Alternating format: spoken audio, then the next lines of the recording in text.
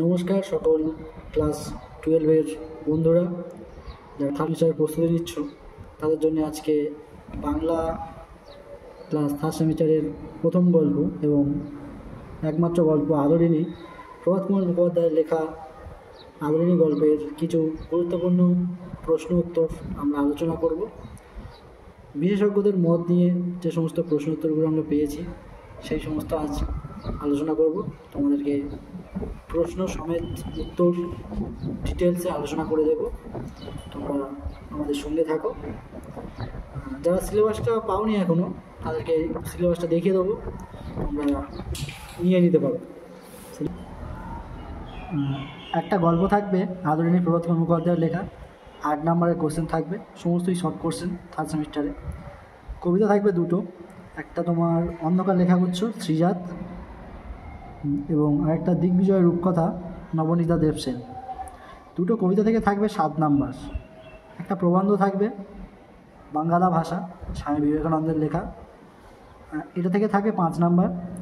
ভারতীয় গল্প পোটরাজ থাকবে শঙ্কর রাও খায়াটের লেখা এবং আন্তর্জাতিক কবিতা তার সঙ্গে লেখক পাওলো নেরুদা।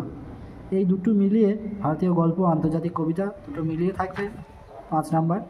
এবার আমরা ব্যাকরণের দিকে গেলে ভাষা থেকে থাকবে 10 নাম্বার এবং বাংলা ভাষা সংস্কৃতি থেকে থাকবে 5 নাম্বার।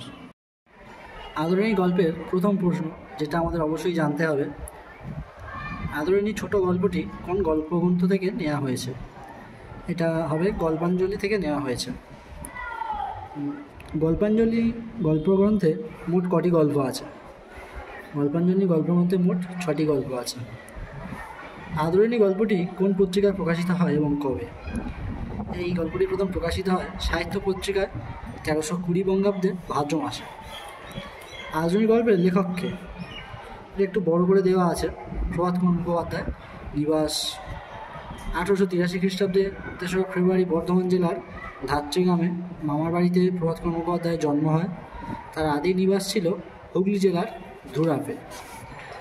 আদরিণী গল্পের মোট পরিচ্ছেদ কয়টি? আদরিণী গল্পের মোট পরিচ্ছেদ 7টি। আদরিণী গল্পে আমরা যে ডাক্তারবাবুর পরিচয় পাই তার নাম কি? ডাক্তারবাবুর নাম হচ্ছে নগেন ডাক্তার। আদরিণী গল্পাংশে অন্যতম চরিত্র কুঞ্জবিহারীবাবু পেশায় কী ছিলেন? কুঞ্জবিহারীবাবু পেশায় ছিলেন একজন উকিল।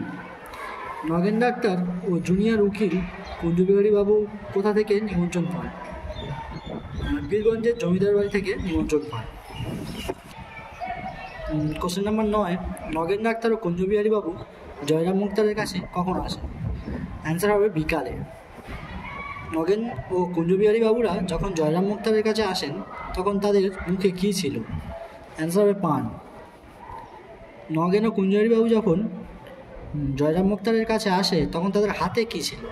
অ্যান্সার হবে ছড়ি। জয়রাম মহাশয়ের পদবী কী ছিল? জয়রাম মহাশয়ের পদবী ছিল মুখোপাধ্যায় বা মুখুজ্জে। বীরগঞ্জের কোন বাবুর মেয়ের বিয়ে ছিল? মেজবাবুর। কোন বাড়ির, এটা বাদ, কোন বাড়ির মেজবাবুর মেয়ে বিয়ে কী বার ছিল? সোমবার। মেজবাবুর মেয়ের বিয়েতে বাই এসেছিল কোথা থেকে? বাই অর্থাৎ নাচ গানের যে মেয়ে, বেনারস থেকে। মেজবাবুর মেয়ের বিয়েতে খেমটে এসেছিল কোথা থেকে? এটা একটা গানের অনুষ্ঠান, এসেছিল কলকাতা থেকে। কুঞ্জবিহারীবাবু ও নগেন ডাক্তার এসেছিল কার কাছে? জয়রামবাবুর কাছে। মোক্তার মশাই তার বৈঠকখানার বারান্দায় কোথায় বসেছিল? অ্যান্সার হবে বেঞ্চিতে।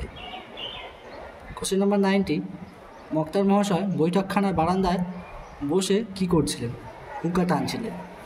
মোক্তার মহাশয় পীরগঞ্জের স্টেটের মোক্তার হয়েছিলেন কত বছর আগে? বিগত 20 বছর আগে। মোক্তার মহাশয় কেমন লোক ছিলেন? তীব্র অভিমানী। মোক্তার মহাশয়ের হৃদয় কেমন? স্নেহে, বন্ধুবাৎসল্যে কুসুমের মতো কোমল। পীরগঞ্জের বিয়ে নিমন্ত্রণ রক্ষা করতে গেলে কাছারি কামাই করতে হবে কদিন? 2 দিন, সোমবার এবং মঙ্গলবার। পীরগঞ্জে গরুর গাড়িতে যেতে আসতে কতদিন সময় লাগে? 4 দিন, যেতে 2 দিন, আসতে 2 দিন। মুখুজ্জে মশাই চাইলেই রাজবাড়ি থেকে কি আনিয়ে নেবেন? একটা হাতি। মক্তার মহাশয়ের অনেক দিনের মক্কেল ছিলেন কে? মহারাজ নরেশচন্দ্র। তবে আমার তো ভাই খেমটা শুনবার বয়স নেই, তোমরা শোনো, খেমটা শুনবার বয়স কার নেই? উত্তর হবে মক্তার মহাশয়ের। আর তোমরা বসে শুনবে পেয়ালা মুঝে ভর দে। কেমন? বক্তা কে? মক্তার মহাশয়। আদরিণী গল্পের তৃতীয় পরিচ্ছেদের সূচনাতে পরদিন বলতে কোন দিনের কথা বলা হয়েছে? রবিবার। কোশ্চেন নাম্বার 30, এদিন প্রভাতে আহ্নিক পূজাটা একটু ঘটা করিয়াই করিতেন। দিনটি কী বার ছিল? দিনটি ছিল রবিবার। আদরিণী গল্পটা একটু বড় গল্প, সেই জন্য আমাদের একটু বেশি পড়তে হবে, কারণ 8টা নাম্বার থাকবে এই গল্প থেকে। আর আমি এটুকু বলতে পারি, আমি যে কোশ্চেন দেব সেগুলো তোমরা মন দিয়ে পড়লে 1 নাম্বার বাদ যাবে না। যদি একটু তোমরা মন দিয়ে পড়ো এবং আমাদের চ্যানেলের সঙ্গে থাকো, আমি অবশ্যই খুব শীঘ্রই, যত শীঘ্র সম্ভব পার্ট 2 আনবো। ধন্যবাদ।